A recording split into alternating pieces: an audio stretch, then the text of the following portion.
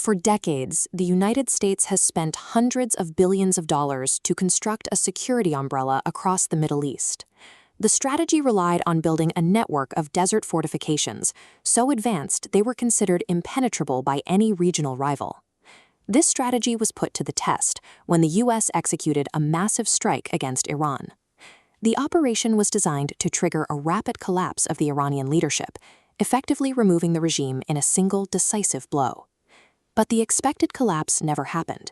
Instead, Iran launched a pre-planned retaliatory swarm of missiles and drones that exceeded the defensive capacity of every threat model held by the Pentagon. Within the first few hours, fire broke out at several U.S. military bases.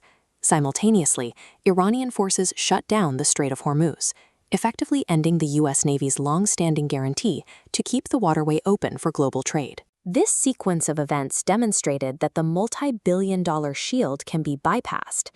In its first real-world stress test, the defensive infrastructure failed to protect the specific assets it was built to secure. Iranian forces are targeting specific command and control nodes with high precision.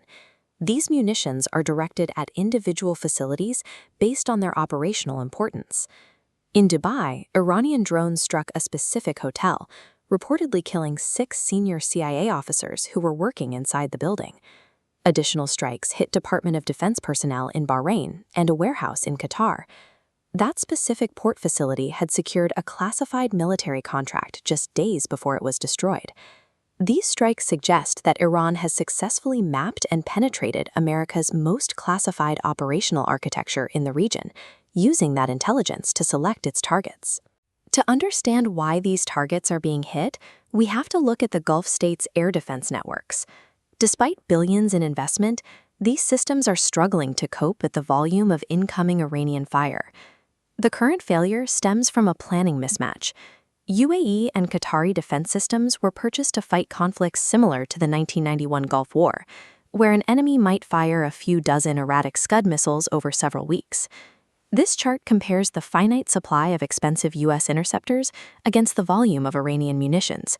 Instead of a few missiles, these networks are now facing over 1,000 drones and missiles every single day.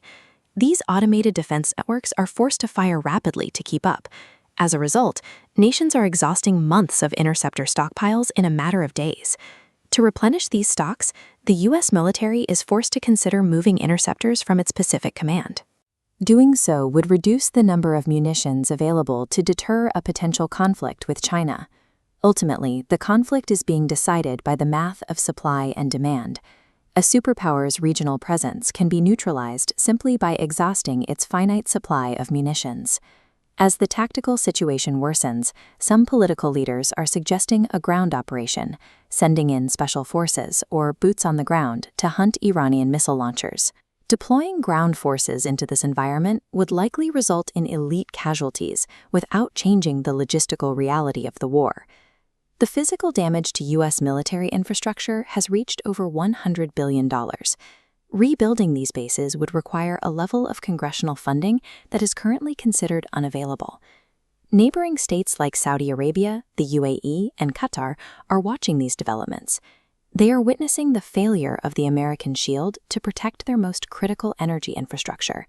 These states are now recalculating their security needs. Seeing that their financial investments in U.S. defense technology did not provide the expected protection, they are beginning to seek peace agreements with Iran. This shift also affects Israel.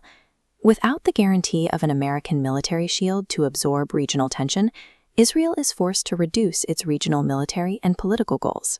The loss of infrastructure and the shift in alliances has ended the era of unchallenged U.S. military control in the Gulf. As American forces withdraw, a new regional order is forming, without Washington at its center.